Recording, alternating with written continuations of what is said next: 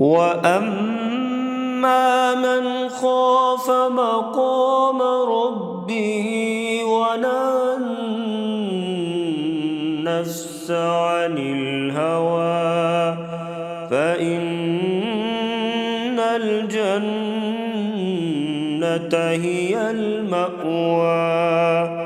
يسألونك عن الساعة أيان مرساها فيم أنت من ذكراها إلى ربك منتهاها إنما أنت منذر من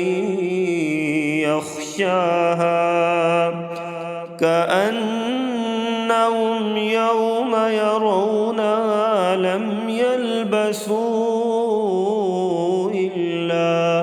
إلا عشية أو ضحاها.